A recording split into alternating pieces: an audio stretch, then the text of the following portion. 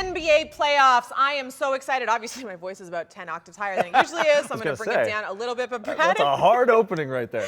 We're going to talk a little bit about what's on the agenda for this weekend. Saturday and Sunday slates look really iconic, to be honest. But first, speaking of icons, speaking of people who have really made their mark, Bradley is 8-0 in NHL picks in the last couple of weeks. And so that trend looks to continue, hopefully, fingers crossed, this weekend. But you are really diving in head first. You are taking on some really heavyweight matchups. And so I'm interested to see your thoughts. Listen, again, I have to follow up. My gutsy pick didn't work this week with the UFC. Yeah. So I'm going to follow it up with some gutsy NHL picks. First and foremost, the Pittsburgh Penguins going into Boston. You talk about two teams that at the beginning half of the season, you thought were getting a little older, a little long in the tooth. But guess what? The resurgence of Sidney and Malkin since they're back from their injuries, and David Pastrnak from the Boston Bruins, along with Jacob DeBrusk, these teams are all heading and all trending in the right direction towards the playoffs. And you talk about two teams trending; they've been trending all year. Carolina and the Colorado Avalanche. You know I love a good Avalanche game, but not only that, I love a good East-West crossover, especially going into the playoffs. Two top 10 teams.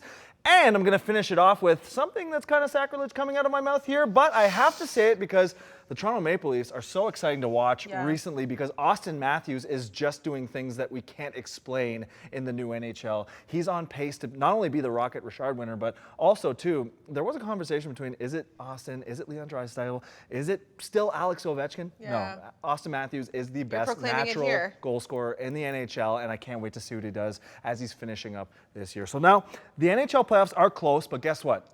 Miss NBA and the NBA playoffs are back. And come on, we got to talk about the Toronto Raptors versus the 76ers. This is a great matchup for Toronto. So Toronto on the road in Philly this weekend, and I think that they want to draw the 76ers over the Boston Celtics, so I think that they're in a good position here. Toronto is playing with no expectations for the first time in a long time, right? At first, they were trying to ascend, they were trying to beat LeBron James, and it was an impossible task, which people understood. It's like, yeah, of course, you're losing to LeBron James again and again and again.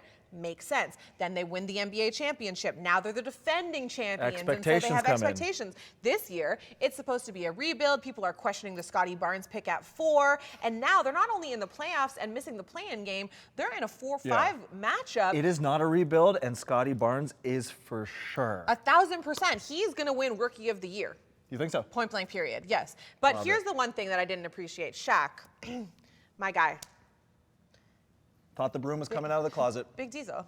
I thought we had a, obviously not. So he thinks that Philadelphia could sweep Toronto. I actually don't see that happening. No. I can hear arguments about Philadelphia beating Toronto, absolutely 6-7 game series. But one thing that I do think is on the table is the Chicago Bulls losing to the Milwaukee Bucks. In a sweep. I think that sweep is absolutely on the table. Giannis Antetokounmpo is always going to be a threat, and I don't know how Chicago's going to stop them. We just talked about how you take the over every time a team is playing the Bulls because they put up points. Here's the thing. In the postseason, obviously, defenses become much stingier. Everybody is a little bit more focused. Everybody has more time to absorb their roles and assignments and the tendencies of the people that they're playing against. And so I really think that this leaves the Bulls at a disadvantage. They can be exploited. And I think Milwaukee could sweep them, which would be devastating because the Bulls had a really good year, and DeMar DeRozan in particular has been fantastic. The NBA playoffs is about momentum, so all you have to do is get that momentum going, and for a team that has trouble playing defense, come on, it's going to be tough to stop them scoring. Also, I don't trust the Dallas Mavericks. Thank you. So make sure you tune in on Friday on Twitter. We will have our actual picks. We'll have the lines for you. We'll have the odds, all that good stuff. He's at Brad C. Smith. I'm at Smartash. We'll be there for you, as always, like a nice warm hug to welcome you home on the weekend before the games commence. That was so cute.